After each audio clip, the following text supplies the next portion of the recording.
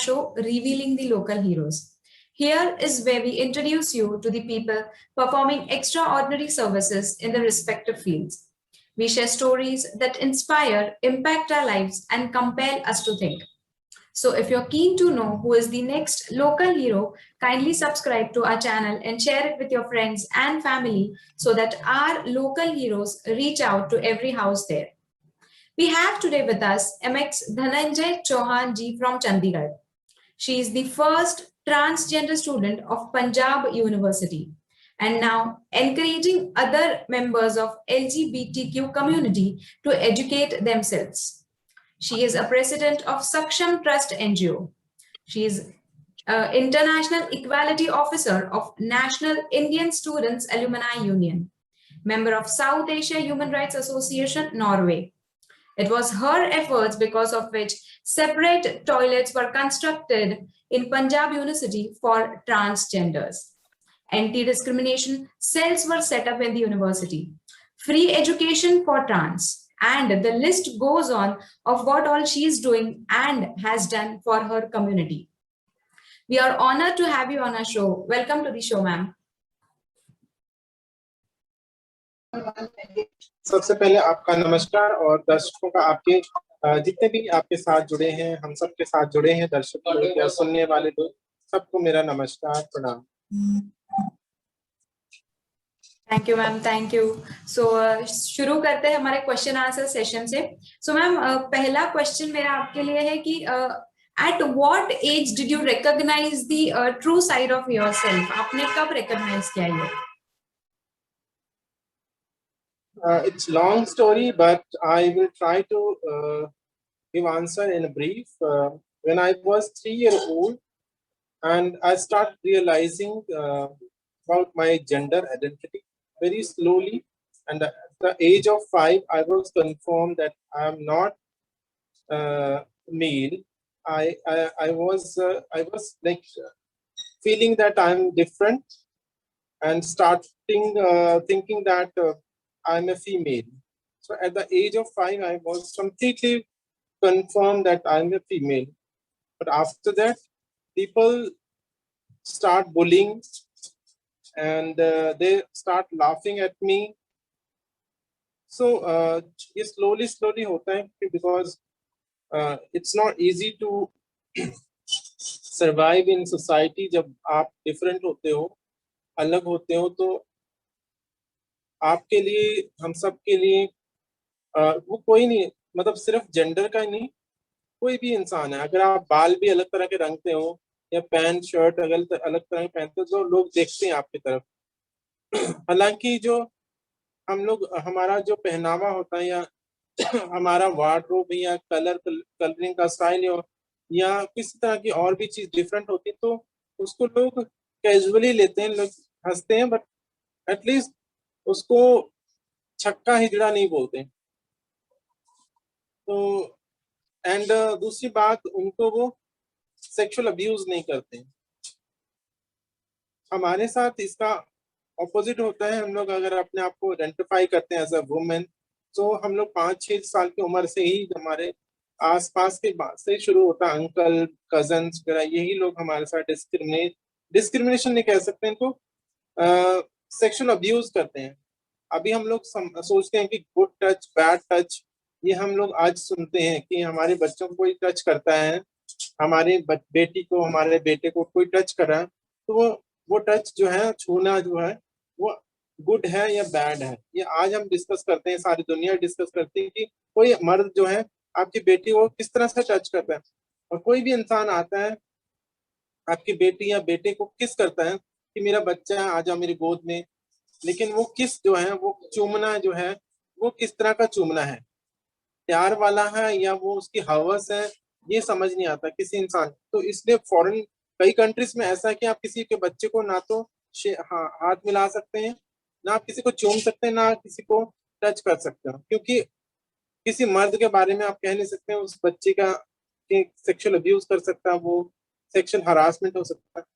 तो ये हमारे साथ बचपन से होता रहता है और हम लोग कुछ नहीं बात कर सकते, हम किसी से बात भी नहीं, डर जाते कि ऐसा क्यों हो रहा है, या मतलब हमें खुद भी कंफ्यूज रहती कि ऐसा हमारे साथ क्यों हो रहा है। हम फिर धीरे धीरे ये भी समझ आते हैं कि मैं तो लड़की जैसी नहीं हूँ, लड़की अपने आप को मान रही है लेकिन लड़की जैसे नहीं हूँ। तो ये लगातार जैसे जैसे उम्र बढ़ती रहती है और ये बहुत क्लियरली समझ भी आने लग जाता है कि मैं लड़की नहीं हूँ। और जब खुद को ये नहीं समझ आता कि मेरा ब्रेन जो है, मेरा दिमाग, मेरा बायोलॉजिकल सेक्स और मेरा साइकोलॉजिकल सेक्स दोनों अलग हो गए, ये दोनों अलग अलग क्यों काम कर रहे हैं, मेरा ब्रेन मेरे बॉडी के साथ क्यों नहीं मैच करा। तो कई कई बार तो ऐसा प्रॉब्लम शुरू हो जाती है, डिस्क शुरू हो जाता है, एंजाइटी है, डिप्रेशन है, समाज के साथ तालमेल नहीं बैठता है, घर वाले, सोसाइटी, आसपास के लोग। क्योंकि जब हम टीन एज तक होते हैं तब तक हमारा जो दुनिया होती है आसपास की दुनिया होती है, हमारे घर के आसपास। और यही तो हमारी चीजें हैं जो हमारे आसपास के लोग हैं, ये सबसे बड़ी प्राइमरी इंस्टीट्यूशन है जहां पर अ, सबसे ज्यादा दुख और तकलीफ यही लोग देते हैं, अपने आसपास के लोग। हम सारी दुनिया से जीत जाते हैं लेकिन परिवार से हार जाते हैं। तो अभी भी चाहे बूढ़े भी हो जाते हैं तब भी हम परिवार के आगे कुछ नहीं बोल पाते हैं। क्या बोलेंगे अपने माँ बाप को, अपने भाई बहनों को, कुछ नहीं बोल सकते। हम दुनिया में जब हम फुल फ्लैज घर से भाग जाते हैं, निकल जाते हैं या भगा देते हैं, निकाल देते हैं, दुनिया में तो खूब लोग अपने अधिकारों के लिए, राइट्स के लिए, किसी के लोग हमें बदतमीज भी बोलते हैं, सब कुछ हम लोग, हम कई तरह से नामों से बुलाते हैं, लेकिन हम उनसे लड़ते हैं। लेकिन जब हम परिवार में जाते हैं तो परिवार से के सामने चुप हो जाते हैं। वो हमें रियलाइज ही नहीं होने देते, वो हमें मानते ही नहीं कि हम जो है वो नहीं हो। वो हमें हमेशा रियलाइज करवाते तुम ये झूठे हो, तुम लोग ये नकली लोग हो, तुम लोगों ने जानबूझ के ऐसा किया है। ये आसपास के लोग भी ऐसे ही बोलते हैं, इन लोगों ने अपने मजे के लिए। लेकिन कोई इंसान मजे के लिए साड़ी नहीं पहनता, या अपने किसी का आनंद लेने के लिए थोड़ी पहनता कोई। अगर ऐसा होता तो हम लोग छुप छुप पहन सकते थे। हम लोग रामलीला में, नाटक में, ये सब जगहों पे हम लोग बचपन से रामलीला भी खेलते रहे। अपनी भड़ास को, अपनी जो अंदर की जो छुपी हुई कला को हम लोग तब जानबूझ के हम औरतों के रोल लेते थे। और जानबूझ के क्या, हमारे को वो पात्र ही हमें वही बनाया जाता था, लड़कियों वाला। तो ये धीरे धीरे धीरे फिर हर जगह पे हमें शर्मिंदा होना पड़ता है। और जो इंसान अ, जो चीज ना हो उसके लिए उसको बेइज्जत होना पड़ता है कि तुम कौन सा। अगर किसी से प्यार भी हो जाए, अगर लड़का प्यार भी करे हमारे साथ, तब भी वो इंसान अपना मतलब निकाल के सेक्सुअल रिलेशन बना के वो बाद में तो यही बात करेगा कि जब हम शादी की बात करते तो वही, तो वो यही कहते हैं कि तुम कौन सा बच्चा पैदा कर दो, तुम हिजड़ा हो। तो ये सब चीजें होती हैं और इससे काफी चीजें प्रॉब्लमेटिक हो जाती हैं सोसाइटी में। और इसीलिए हमारी पढ़ाई लिखाई ये ब्रेक हो जाती है, एंड हम लोग पढ़ भी नहीं पाते ढंग से। एंड थ्रू आउट लाइफ हम लोग मतलब ये, और मोस्टली जो ट्रांसजेंडर पीपल हैं उनका जो स्टडी है वो ड्रॉप आउट जो होता है वो टीन एज में हो जाता है। तो टीन एज में क्योंकि सेक्सुअलिटी, हमारी लाइफ में तीन तीन स्टेज आती हैं, सेक्स, जेंडर और सेक्सुअलिटी। और ये तीनों चीजें 12-13 साल तक, 13-14 साल तक क्लियरली हमारे जीवन में आ जाती है। सेक्स तो क्या है कि हम बायोलॉजिकल असाइन बॉडी है, वो जन्म के साथ ही आता है। हमारा शरीर, हम शरीर लेकर इस दुनिया में आते हैं, ये शरीर लेकर जन्म के साथ ही आते हैं, उसको सेक्स बोलते हैं, बायोलॉजिकल असाइंड बॉडी। और जेंडर जो है वो जो सोसाइटी देता है, ये मेल है, फीमेल है। लेकिन 4-5 साल 6 साल की उम्र तक आते आते हम अपने आप को जो सोसाइटी ने हमें जेंडर दिया, मोस्टली लोग उसको मान लेते हैं क्योंकि वो राइट जेंडर में, राइट शरीर में पैदा हुए हैं। लेकिन जो लोग जिनका साइकोलॉजिकल और बायोलॉजिकल मिस पता है, वो इस चीज को रिजेक्ट कर देते हैं। तो उनका जेंडर जो है at the time of birth जो उनको जेंडर दिया गया उससे मैच नहीं करता है। तो इसलिए क्लैश हो जाते हैं सोसाइटी के साथ। और सेक्सुअलिटी 12-13 साल की उम्र में जब हम अट्रैक्ट होते हैं किसी की तरफ, जो हम अट्रैक्शन सेक्सुअली अट्रैक्ट होते हैं, सेक्सुअल ओरिएंटेशन सभी की आती है, वो male female transgender LGBTIQ plus community सबकी सारे दुनिया भर के जो उनका इस एज में अट्रैक्शन होता है। और उस अट्रैक्शन के टाइम पे हमारे साथ फिर ज्यादा जो भेदभाव होता है उसके कारण फिर बच्चे स्कूल छोड़ देते हैं उसी एज में, क्योंकि 12-15 साल की उम्र में हमें इतने समझ तो आ जाता है ना कि हमारे को ये गलत बोल रहे हैं, हम लोग डिप्रेस हो जाते हैं हमें, क्योंकि 8-10 साल की उम्र में बच्चे सब एक जैसे लगते हैं, लड़का लड़की एक जैसे दिखाई देते हैं। लेकिन 12-15 साल की उम्र में थोड़ी थोड़ी मूछें दाढ़ी, लड़कियों की ब्रेस्ट बड़ी हो जा मतलब उनका शरीर विकास होता है, लड़कों का भी शारीरिक विकास होता है, उनका उनके शरीर में मूछ दाढ़ी आ जाती है। तो हमारे जो ट्रांस वुमेन है उनकी भी मूछ दाढ़ी आना शुरू हो जाते हैं। तो उनको लगता है कि एक औरत के, मैं तो अपने आप को औरत मान रही हूँ तो मेरे मूछ दाढ़ी क्यों आ गए। तो खुद का डिप्रेशन तो है ही है, खुद का डिस्फोरिया तो है। इसी तरह ट्रांस मैन का भी है। ट्रांस मैन जो फीमेल टू मेल है उनका उनकी बायोलॉजिकल जो उनके बॉडी में विकास होता है 12-15 साल की उम्र, उन्हें भी डिस्फोरिया हो जाता है, एंग्जाइटी होती है, काफी सारी प्रॉब्लम आती है, ब्रेस्ट बड़ी हो जाती है। तो उनको लगता है कि मैं आदमी हूँ और वो अपना ब्रेस्ट मतलब छुपाने की कोशिश करते हैं हमेशा, और हम अपनी मूछ दाढ़ी को छुपाने की कोशिश करते हैं। तो दोनों में है, तो ये सब चलता रहता सारी जिंदगी, जब तक उनका सर्जरी वगैरह ना होते और या घर से भाग जाते हैं लोग, तब तक ये जिंदगी की कश्मकश है। और भागने के बाद भी समाज में आके इस समाज से दूसरे समाज में, तभी तो हमें हिजड़ा हिजड़ा बोलते हैं जब हम घर से भागते हैं। हिजरा हिजर से बना है, हिजर का मतलब बिछड़ना। हिजर अरबी शब्द है जिसका मतलब बिछड़ना होता है या बिछोड़ा, इसी को हिजर से हिजड़ा बनाया। और ये ट्रांसजेंडर के लोग जो ट्रांस वुमेन होती हैं वो अपने घर छोड़ के भाग जाते हैं या बिछड़ जाते हैं, इधर से उधर हो जाते हैं। तो ये धीरे धीरे ये हिजर जो है हिजड़ा बन गया शब्द, और ये हमारे साथ जुड़ता गया। और हम लोग हमारे जो हिजड़ा समाज है, हिजड़ा कोई इंसान नहीं है, हिजड़ा एक कल्चर है।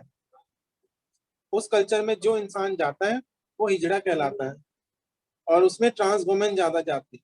ट्रांस मैन इसमें इन्वॉल्व नहीं होते। ट्रांस मैन इसलिए इन्वॉल्व नहीं होते क्योंकि वो अपने आप को आदमी मानते हैं, अपने आप को पुरुष मानते हैं, तो वो सेकंड जेंडर से फर्स्ट जेंडर में आ जाते हैं। कहीं ना कहीं समाज में उनकी एक्सेप्टेंस रहती है। बहुत सारे फैमिलीज मैंने देखा है कि अपने ट्रांस बेटे को, मतलब जो पुरुष है उनको, जो बेटी से बेटा बने उनको एक्सेप्ट भी कर लेते हैं। लेकिन ट्रांस वुमेन को, वो फर्स्ट जेंडर में पैदा मेल बॉडी पैदा होते हैं, लेकिन वो सेकंड जेंडर में भी नहीं जाते हैं, थर्ड जेंडर में चले जाते हैं। तो दोनों में ये फर्क है कि जो पुरुष हो गए वो पुरुष समाज में आराम से एडजस्ट हो जाते हैं, घुल मिल जाते हैं। उन पर हार्मोनल जो HRT है, हार्मोन थेरेपी लेके वो मूछ दाढ़ी आ जाती है, वो समाज में मिल जाते हैं, उनको कोई पहचान नहीं पाता है, घुल मिल जाते हैं। लेकिन जो ट्रांस वुमेन होते हैं वो 6 फुट की, 5'8", 5'9", 6 फुट, 6 फुट से भी लंबी, कई भी इतने लंबी होती है, वो दूर से पहचान लेते हैं, अभी इतना बड़ा आदमी हिजड़ा। सो ये दिक्कतें हैं समाज में। और हमारे समाज में पुरुषों का बड़ा, क्योंकि पुरुष प्रधान समाज है, मेल डोमिनेटिंग है, तो हमारी किस्से कहानियां कविताएं वो पुरुष से ही जुड़ी हुई है, पुरुष समाज से ही जुड़ी हुई। खूब लड़ी मर्दानी वो तो झांसी वाली रानी है, तो वो मर्द के आसपास ही घूमती रही। हमारा पैरामीटर ही वो आदमी है। कोई लड़की अगर पुरुष जैसा काम करते हो उसको पुरुष जैसा मानते हैं।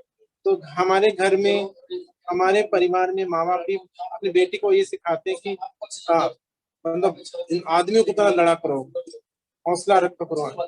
और हमारे पंजाब में तो ये बोलते हैं कि बंदा बन जाओ, बंदा बन जाओ मतलब आदमी बन जाओ। कोई गलत काम करता तो बोले बंदा बन जाओ। तो ये हमारे सोसाइटी में बचपन से सिखाया जाता है कि आदमी होना कितना गुणकारी है और कितना फायदेमंद है।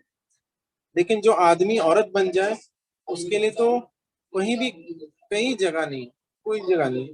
तो ये जो सिस्टम है हमारे वर्ल्ड वॉर में भी, जब हमारे सेकेंड वर्ल्ड वॉर खत्म हुआ, तो जब यूनाइटेड नेशन का गठन हुआ, तो ह्यूमन राइट्स आया, या वुमेन्स का जो पहले भी विकेबुलरी में, अंग्रेजी विकेबुलरी में वुमेन्स है, ह्यूमन राइट्स हैं, तो ह्यूमन राइट्स HU के बाद मैन आता है, ह्यूमन, ठीक है ना, और वुमेन के बाद भी WO के बाद मैन ही आता है। तो आदमी कहीं ना कहीं अपने डोमिनेटिंग जो पावर है वो हर जगह रखा, चाहे कोई स्पेस नहीं रहा। औरतों के स्पेस आदमियों ने दखल दिया, उनका अपना इंडिविजुअल कोई भी स्पेस नहीं रहा है। वो चाहे हरम हो, मुगल हरम हो जहाँ पर औरतें रहती, तो औरतों के हरम में भी उनके दखल, उनके किसी और पुरुष के साथ उनका संबंध ना रहे, तो उनका संबंध ना रहे, तो वो उसके लिए भी किन्नरों को रखा जाता था कि वो लोग ये किसी और के साथ संबंध ना बनाए। सो ये औरतों के इंडिविजुअल कोई राइट्स नहीं थे, कभी भी नहीं रहे।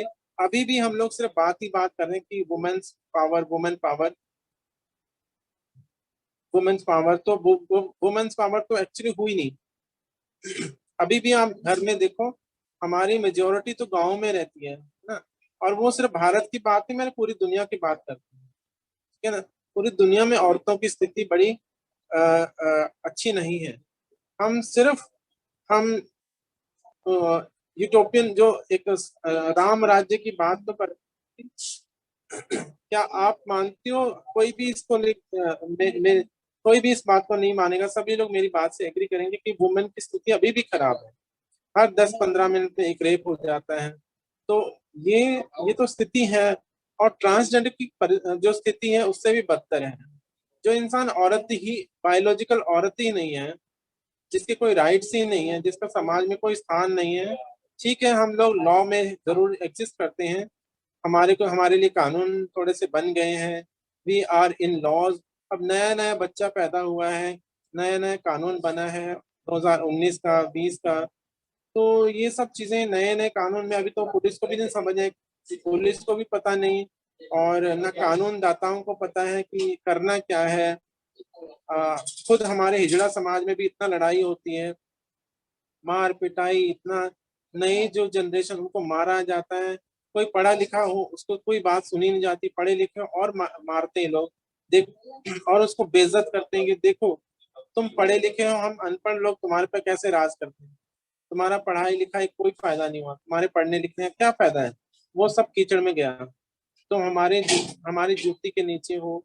तो ये सब हमें नीच, जो पढ़े लिखे ट्रांसजेंडर उनको नीचा दिखाया जाता है अपनी कम्युनिटी में ही, हिजड़ा कम्युनिटी में ही।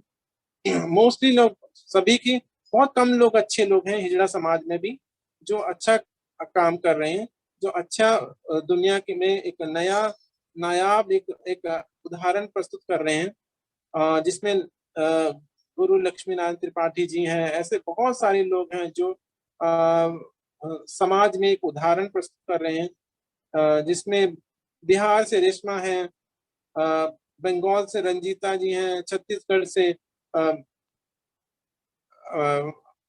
मेरी सिस्टर हैं विद्या राजपूत हैं, और अलग अलग स्टेट से, अलग अलग जगहों से, मतलब कई अपने नाम खत्म नहीं हुए जो बहुत अच्छा काम कर रहे हैं, और उस समाज से अलग, हिजड़ा समाज से अलग एक अपना पहचान, जो एक भीख की परंपराएं हैं, उस परंपराओं से अलग होकर एक अलग समाज में एक नया एक स्थापित करने की कोशिश कर रहे हैं, अपना स्थान बनाने की कोशिश कर रहे हैं। सो ये जो चीजें हैं हमें अपने समाज में ज्यादा ज्यादा खंगालना पड़ेगा, अपने हिजड़ा समाज को थोड़ा सा और दुरुस्त करना पड़ेगा। समाज तो एक्सेप्ट करे ना करे वो बात की बात है, लेकिन पहले हम अपने घर को तो सजाया जाए। कि एक गजल है चंदन दास की, जिसमें बस मुझको उनका शायर नहीं पता, माफी चाहते हैं। उसमें लिखा है कि अ, अपना गम लेके कहीं और ना जाया जाए, घर में बिखरी हुई चीजों को सजाया जाए। सो अपना गम जो है वो बाहर कैसे तब लेके जाएंगे ना जब अपना घर सही हो। सो पहले से हिजड़ा समाज, किन्नर समाज में ही बहुत चीजें ठीक करने लायक हैं, और उनको चाहिए कि ठीक है, उन्होंने भी बहुत कुछ सहा है, जो बड़े बड़े बन गए हैं, जो वो बड़े ओहदे पर हैं, नायक हैं, गुरु हैं, उनको भी चाहिए कि अपनी नीचे रहने वाले लोगों को स्पेस दें, और जो उनके अंडर नहीं आना चाहते उनको भी स्पेस दें। जरूरी नहीं कि सभी हिजड़ा बन जाएंगे। सभी ट्रांसजेंडर जो है, सभी हिजड़ा जो है वो ट्रांसजेंडर होते हैं, लेकिन सभी ट्रांसजेंडर हिजड़ा नहीं होते हैं। और जरूरी नहीं कि सभी ट्रांसजेंडर को हिजड़ा समाज में मिलना है। इंडिविजुअल लोग काम कर रहे हैं, चाय की दुकान चला रहे हैं, अलग अलग काम कर रहे हैं, अपना अपना कार्यक्रम, जो भी वो सैलून में काम कर रहे हैं, उनको करने देना चाहिए, उनको वहां से छुड़ाना नहीं चाहिए। ना ये लोग पढ़ने देते हैं, ना ये लोग काम करने देते हैं। तो ये चीजें हमें खुद के समाज को दुरुस्त करने की जरूरत है। उसके बाद की बात है कि लेकिन ये पैरेलल जो रिफॉर्म्स हैं, ये पैरेलल चले सरकार की तरफ से। सरकार कौन सा बहुत ज्यादा काम कर रही है सरकार।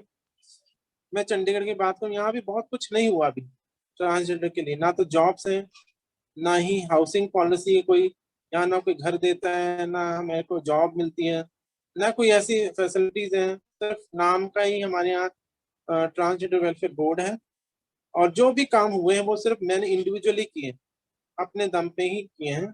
कहीं किसी ने कुछ नहीं किया, ना सरकार ने कुछ किया, सिर्फ नाम के ही थे कि हाँ भाई।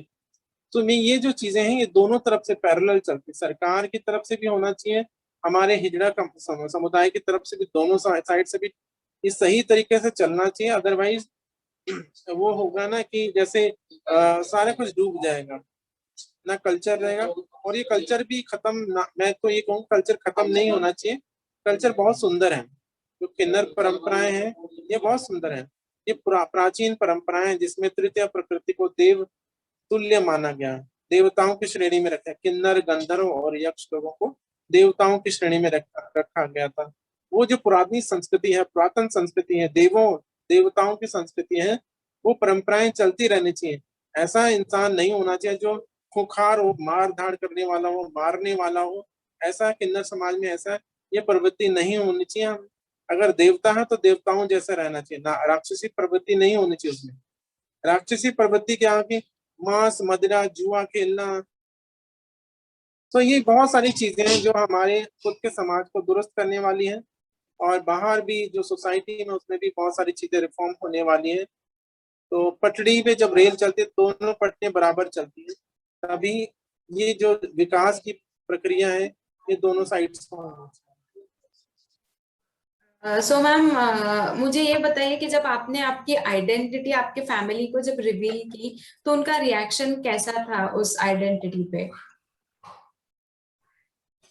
बहुत अच्छा नहीं था। धीरे धीरे वो जो रिएक्शन था that was becoming more problematic, and they didn't like me, and still I'm out of family, so I left my home because of my identity. And I could not survive with them because they always they were that was their compulsion, उनकी मजबूरी थी, that was compulsion कि उनको मेरे को साथ में रखना था। But I realise that is compulsion, वो मजबूरी मुझे पसंद नहीं थी। बिकॉज एक बड़े दरिया दिल्ली से तो कुछ भी कोई किसी को एक्सेप्ट नहीं कर रहा था। एक मजबूरी थी, घुटन थी, वो रिश्तों में घुटन थी, वो रिश्तों में कसकसाहट थी।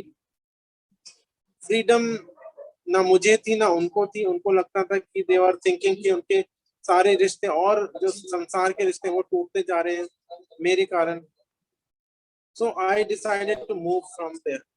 I left home and for their happiness. तुम लोग खुश रहिए, मुझे प्रॉपर्टी नहीं चाहिए, मुझे कुछ नहीं चाहिए आपका, बस मुझे अपनी फ्रीडम चाहिए, आपकी फ्रीडम चाहिए। आप अपने में मस्त रहिए, मैं अपने आप में जैसे भी सरवाइव कर सकती हूँ करूंगी। मेरे पास कोई काम धाम नहीं है, ना जॉब है, ना इनकम का कोई सोर्स है, ना मैं बधाई में जाती हूँ, ना मैं भीख मांगती हूँ। कोई सोर्स नहीं है मेरे पास। और मैं अकेले ही, जैसे भी परमात्मा ऊपर है चारों तरफ मेरे, जहां भी परमात्मा है, परमात्मा ये प्रकृति को मान लीजिए, एक अच्छे जो सोच वाला है, जिसकी एक अच्छी सोच हो, जिसका मिशन सही होता है, उसको परमात्मा 2 वक्त की रोटी दे देता है। बस वो 2 वक्त की रोटी मुझे मिल जाती है। और कपड़ा भी आप जैसे लोग हैं वो हेल्प कर देते हैं मुझे वो। बट मेरा मिशन बहुत बड़ा है। मेरा मिशन रोटी कपड़ा मकान से बहुत बड़ा है। मेरा मिशन लोगों को एजुकेट करने का, मेरा मिशन कम्युनिटी को एजुकेट करने का, मेरा मिशन लोगों को मुख्य धारा से जोड़ने का। मेरा मिशन लोगों ट्रांसजेंडर कम्युनिटी को संसद में बिठाने का है। मैं चाहती हूँ कि हर इंसान को हर चीज करना चाहिए, जो उसको दिल है वो करना चाहिए। तो अपनी फैमिली में किसी भी ट्रांसजेंडर की, ट्रांस वुमन की एक्सेप्टेंस नहीं है। सिर्फ कुछ लोगों की होगी, वो भी मजबूरी में है या जबरदस्ती ट्रांस कम्युनिटी की तरफ से भी वो इसमें बने रहना है। तो ये जो एक्सेप्टेंस है ये बहुत मुश्किल है, और मैंने आपको पहले भी कहा था कि हम अपने परिवार से हार जाते हैं। उनकी खुशियों के लिए हम लोग अपना बलिदान, इसीलिए तो हम हिजड़ा कहलाते हैं। हिजड़ा का मतलब यही होता है जब बिछड़ते हैं, इसी को हिजड़ कहते हैं, हिजड़ा असल में। तो जी, सो मैम, आपने सबसे पहला मेजर स्टेप क्या लिया जब आप ट्रांसजेंडर बने तब? सबसे पहले पहले पहला स्टेप आपने क्या लिया ट्रांसजेंडर बनने के बाद? मैं ऑलरेडी मैंने डिसाइड कर लिया था कि जब मैं क्लोजेट से बाहर आऊंगी, बाहर निकलूंगी अपने आइडेंटिटी के साथ, मुझे तो स्पेस चाहिए। मुझे स्पेस, मुझे तो अगर आउट होकर साड़ी पहनना, तो नाचने गाने तो जाना नहीं, मुझे भीख मांगने तो जाना नहीं, जॉब कोई देगा नहीं, तो मुझे क्या करना चाहिए अपनी आइडेंटिटी को सेलिब्रेट करने के लिए। और मैंने फिर विद्या का मंदिर मतलब यूनिवर्सिटी चूज की। मुझे 23-24 साल बाद दोबारा से मैंने एडमिशन लिया। 94 में मेरा 94 में मेरे पढ़ाई पढ़ाई छूट गई थी, और 2016 में मैंने इसको कंटिन्यू किया। तो जब मैंने आइडेंटिटी 2015 में रिवील किया, अपने आप को पहचाना, और सीधे फिर मैंने यूनिवर्सिटी का रुख किया। और जहाँ पर एक्सेप्टेंस शुरू में नहीं थी, लेकिन धीरे धीरे एक्सेप्टेंस बढ़ी, और मुझे एक्सेप्ट किया धीरे धीरे। सब बदलाव हुए यूनिवर्सिटी में ही हुए। यूनिवर्सिटी के कारण मेरी पहचान भी बनी। सो मैम, फिर जब आपने ट्रांसजेंडर का रोल प्ले करना स्टार्ट किया, आपने मेजर स्टेप्स लेना स्टार्ट किया, तो फिर उसके बाद आपने ट्रांस कम्युनिटी के लिए क्या क्या एक्टिविटीज किए हैं मैम अभी तक, अगर आप शॉर्ट में कुछ बता सकते हो तो? ट्रांस कम्युनिटी के लिए मैंने दरवाजे खोले पंजाब यूनिवर्सिटी में। पढ़ना तो खुद के लिए था नहीं। 45 साल की उम्र में मैं क्या पढ़ती, ठीक है ना। मुझे पता था जॉब तो मिलना नहीं, कुछ भी मिलता ना। लेकिन मुझे लगता है कि पंजाब यूनिवर्सिटी के दरवाजे खोलने अपने लिए नहीं, आने वाली जनरेशन के लिए। साथ सेपरेट वॉशरूम बनवाया, फीस माफ करवाई, मतलब फ्री एजुकेशन करवाया पंजाब यूनिवर्सिटी में। एंटी डिस्क्रिमिनेशन सेल बनवाए, ट्रांसजेंडर वेलफेयर बोर्ड बनवाए चंडीगढ़ में, ताकि ट्रांसजेंडर के वेलफेयर के लिए काम हो। ये सब चीजें की, और बहुत सारे और भी रिफॉर्म्स रहे धीरे धीरे। और खास करके एजुकेशन के लेकर मेरे ज्यादा रिफॉर्म्स हैं। स्कॉलरशिप करना, सेफ स्पेस है ट्रांसजेंडर कम्युनिटी के लिए, वो क्रिएट करना, अवेयरनेस करना। चंडीगढ़ में एलजीबीटी प्राइड ऑर्गेनाइज करना, 2013 से मैंने प्राइड ऑर्गेनाइज करना शुरू कर दिया था, क्योंकि ये प्राइड मंथ है। और प्राइड मंथ में हर दुनिया भर के लोग अपना होने का, अपने वजूद का गर्व मनाते हैं। तो हमने 2013 से शुरू किया था ये, और लगातार अभी तक चल रहा है ये। सो मैम, आपके हिसाब से क्या क्या लीगल रिफॉर्म्स लाने चाहिए ट्रांस कम्युनिटी को अपलिफ्ट करने के लिए? लॉ में क्या क्या चेंजेस करने चाहिए? लॉ में सबसे पहले तो एंटी डिस्क्रिमिनेशन बिल भी पास करना जरूरी है। एंटी डिस्क्रिमिनेशन बिल पास करना बहुत जरूरी है पार्लियामेंट में। उसके साथ साथ रोटी कपड़ा मकान तीनों चीज आती हैं जॉब से। गवर्नमेंट जॉब में कोटा होना चाहिए ट्रांसजेंडर कम्युनिटी के लिए। उनको जॉब प्रोवाइड करनी है। जॉब प्रोवाइड करने के साथ साथ सेफ स्पेस प्रोवाइड करना, स्टाफ को, डिपार्टमेंट को, सबको सेंसिटाइज करना।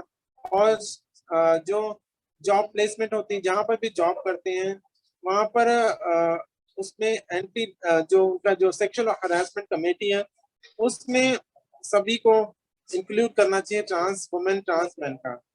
तो ताकि उनके साथ बदतमीजी हो, जो हरासमेंट होती, वो उस कमेटी के पास वो जाए, और ऐसे लोगों के खिलाफ सख्त कदम उठाए जाए। और धीरे धीरे जहां भी हाउसिंग पॉलिसी है, कोई पॉलिसी बनती है, और उसके उसमें हर जगह नजर आना चाहिए मेल फीमेल। फिल्म इंडस्ट्री को भी थोड़ा सा दुरुस्त होना पड़ेगा, उनको भी हंसी मजाक के पात्र नहीं बनाने हैं। उनमें से सीरियस जो रोल्स हैं उनको देना चाहिए, और ताकि अपलिफ्टिंग हो, पढ़ाई लिखाई जॉब और हर जगह मतलब उनको नजर आना चाहिए। और बाकी पार्लियामेंट में भी रिजर्वेशन होने चाहिए जितने बाकी लोगों के लिए हैं, या उनको रिप्रेजेंटेटिव उनको वहां पर चुन के राष्ट्रपति जी को भेजना चाहिए अपनी तरफ से। ये बहुत ज्यादा रिफॉर्म्स हैं, ये होने चाहिए। जब सब जगह नजर आने शुरू होंगे तो तभी ये सब चीजें ठीक होंगी, अदरवाइज। और सबसे बड़ी बात रिफॉर्म्स है एजुकेशन में। हमारे जो पाठ्यक्रम है उनमें ट्रांसजेंडर कम्युनिटी का होना बहुत जरूरी है, उनके बारे में पढ़ाया जाना बहुत जरूरी है, उनकी सक्सेस स्टोरी, उनके बारे में क्या क्या उन्होंने संघर्ष अपने जीवन में सहे हैं, तो जो प्रॉब्लम सही है और संघर्ष करके कैसे वो आगे आए हैं, ये सब पाठ्यक्रम का हिस्सा होना चाहिए। और मेडिकल जो जो स्टूडेंट हैं उनको उनके जो मेडिकल एमबीबीएस एमडी जो पढ़ते हैं, अ, उनके जो सिलेबस हैं उसमें भी ट्रांसजेंडर के बारे में जो पुरानी सोच है उसको हटा के उसमें नया आज के मॉडर्न जैसा अभी रिसर्च हुई है उसके हिसाब से उसमें ऐड करना चाहिए। हर जगह हर तरह से जो भी रिफॉर्म हो सकते हैं किसी भी जगह उसमें ऐड करना चाहिए। स्कूल में, कॉलेज में, यूनिवर्सिटीज में, हर जगह उन बच्चों पे खास तवज्जो देनी चाहिए, ध्यान देना चाहिए। और खास करके स्कूल में उनके साथ बुली नहीं होनी चाहिए, क्योंकि स्कूल में ही ड्रॉप आउट हो जाता है, फिर तो कॉलेज में तो जाने का चांस ही नहीं रहता। जो 12-13 साल की उम्र में उनके साथ बुली हो जाए वो छोड़ देते हैं स्कूल। तो हम लोग यही चाहते हैं कि हमारे साथ जो 12-13 साल 14 साल की उम्र में हो, वो बहुत मायने रखता है। वो सारी जिंदगी हमारे मस्तिष्क में दर्ज हो जाता है, ब्रेन में ठप वो दर्ज हो जाता है। तो ये सब चीजें बचपन से होनी चाहिए। गांव देहातों में सरपंचों को, पंचायतों को, एमसी, म्युनिसिपल कॉर्पोरेशन को, तो सबको सेंसिटाइज होना पड़ेगा। मतलब आप सोचो कि हर जगह ए से लेकर जेड तक सभी लोगों को, अर्बन हो रूरल हो, हर जगह पे सेंसिटाइज होना जरूरी है। इसके लिए लगातार सरकार जैसे सारे और चीजों की छोड़ मुहिम करती है। जैसे कोरोना काल में हर 10-10 मिनट में हर कोई ना कोई इंसान सरकार की तरफ से भाषण देना आ जाता है। तो कोई इंसान ऐसा तो होगा ना जो ट्रांसजेंडर के बारे में तो बोले। इतने सारे 500-550 मिनिस्टर हैं, वो लोग कब बोलते हैं हमारे बारे में? कोई भी किसी के मुंह से तो जुबान नहीं खिल सकती है कि वो ट्रांसजेंडर के बारे में कुछ बोल दें, दो शब्द बोल दें। वो लोग बहनों भाइयों करते हैं, और सिर्फ, और या ट्रांस बहनें ट्रांस भाइयों भी बोल दें, उसमें क्या घिसता है? कुछ भी नहीं, जुबान थोड़ी घिस जाएगी। ये सब चीजें हैं, अगर थोड़ा सा हमारे बारे में भी सोचा जाए तो ट्रांस कम्युनिटी बहुत कुछ कर सकती है। बिल्कुल मैम, बिल्कुल। मतलब जरूरत है सेंसिटाइजेशन की, सिर्फ लोगों में नहीं लेकिन लीगल रिफॉर्म्स में भी चेंजेस लाने की जरूरत है। तभी ही लोगों का नजरिया जो है वो बदलेगा और ट्रांस कम्युनिटी भी अपलिफ्ट होगी, उनके राइट्स भी सिक्योर होंगे। Isn't it ma'am? So ma'am, आपका शॉर्ट टर्म और लॉन्ग टर्म गोल क्या है मैम? शॉर्ट टर्म जो गोल है अभी फिलहाल खुद को भी एम्पावर करना, क्योंकि फाइनेंशियली मैं इंसान जब तक खुद नहीं स्टेबल रहेगा तो दूसरों के लिए क्या काम करेगा? जब अपने ही डिप्रेशन में चले जाएगा, अपने लिए अपने पास ही रिसोर्सेज नहीं है, इंफ्रास्ट्रक्चर स्ट्रक्चर नहीं है। अभी गवर्नमेंट का इतना सारा काम होता है, मेरे पास लैपटॉप नहीं है, फोन पे ही सब कुछ करना होता है। फोन पे तो सब कुछ नहीं होता, फोन उसमें फोन भी आ रहे होते हैं, उसमें हर चीज एक ही फोन में सब कुछ चल रहा होता है। और बहुत सारी चीजें मेरे पास रहने को नहीं है, कहीं भी कुछ स्पेस नहीं है, मेरे पास खाने को नहीं है, मेरे पास जो सोशल वर्क के लिए जो इंफ्रास्ट्रक्चर है वो नहीं। सिर्फ एक मुंह है मेरा जिसके कारण मैं बोलती रहती हूँ, लोगों को सेंसिटाइज करती हूँ। वो फ्री सर्विस लोगों को देती रहती, इतने सारे वेबिनार, इतने सेमिनार वर्कशॉप होती है, डेली कोई ना कोई वर्कशॉप या सेमिनार या टॉक होती है। गूगल हो चाहे इंस्टाग्राम हो, फेसबुक हो, इतनी सारी चीजें साथ में चल रही है, तो एक इंसान कितना काम करेगा? और सारा दिन एक ही जगह बैठ के तो नहीं रह सकता ना, खाना भी तो है मुझे। और सिर्फ ये गूगल टॉक, ये सब टॉक्स वगैरह नहीं, कम्युनिटी की तरफ से इतनी फोन आते हैं, कम्युनिटी की तरफ से इतना ज्यादा प्रेशर रहता है कि उनको ये नहीं, ये प्रॉब्लम, उनको वो प्रॉब्लम। उनको लगता है कि शायद मैं रोल मॉडल, वो अपने मुझे रोल मॉडल समझते हैं, पर रोल मॉडल के पास कुछ भी नहीं है। रोल मॉडल के पास खुद के अपने लिए कुछ नहीं है। तो मैं उनका सिर्फ मुंह से ही बोल के उनको सेंसिटाइज कर देती हूँ, उनको अवेयर कर देती हूँ, उनको डिप्रेशन से दूर करने की कोशिश करती हूँ जितना मेरे से हो सकता है। वो मैं सिर्फ ये जो मुंह है मेरा, ये फ्री सर्विसेज मैं लोगों को देती रहती हूँ, और अपने लिए मेरे पास कुछ भी नहीं है। सो एनीवे, ये तो, अब मैं इसके लिए मैं क्या कर सकती हूँ, तो कुछ भी मेरे हाथ में नहीं। अगर मैं सेल्फिश हो जाऊं, अपने लिए सोचूं, तो फिर मैं सोसाइटी के लिए कर नहीं पाऊंगी। ये तो सोसाइटी को सोचना होगा या सरकार को सोचना होगा कि इतने इतना आपके पास इतना इंफ्रा जो मैन पावर है, इंफ्रास्ट्रक्चर सरकार के पास है, वो मुझे सरकार में साथ में रख के काम दे, मेरे लिए स्पेस रखे, मुझे स्पेस दे, तो उनके मैं चंडीगढ़ में बहुत सारा काम कर सकती हूँ। लेकिन वो सब सरकार के पास इतना सोचने का टाइम ही नहीं है। उनको अपना खाना पूर्ति करनी होती है, वो करते हैं। जो बोला था, जो मेरा एम था, वो मेरा था कि मैं, मेरी जिंदगी रहते तक अगर कोई इंसान प्रधानमंत्री बन जाए, कोई ट्रांसजेंडर, या कोई राष्ट्रपति बन जाए, तो मुझे मतलब सुकून मिलेगा कि यस, मेरे रहते ये मैंने सपना देख लिया है। और ये इसके लिए मैं हमेशा से ख्वाब देखती हूँ, सपने देखती हूँ कि कोई ना कोई तो बने, और वो सुलझा इंसान होना चाहिए, वो समझदार इंसान होना चाहिए, दूरदर्शी इंसान होना चाहिए। ऐसे नहीं कि वो अनपढ़ कोई इंसान को बिठा दिया वहां पर, हाँ, वो तालियां पीटते रहे वहां पर। ऐसा नहीं होना चाहिए, कोई दूरदर्शी इंसान होना चाहिए जिसको समझ हो, जो सभी लोगों को साथ में लेकर चले, सभी धर्मों को, सभी लोगों, सभी जातियों को। इतने हम लोग तो विविधता वाले, हम खुद विविधता वाले, डाइवर्सिटी वाले हैं। डाइवर्स, हमारे अंदर जेंडर भी डाइवर्स है। तो हम समाज के, जो डाइवर्स समाज है, उसको भी साथ में लेकर चलने वाला इंसान हो, ऐसा प्रधानमंत्री हो, ऐसा कोई राष्ट्रपति हो। तो ये मेरा सपना है। और मैं आप सभी दर्शकों को यही मैसेज दूंगी कि we don't need any special rights, we need only acceptance.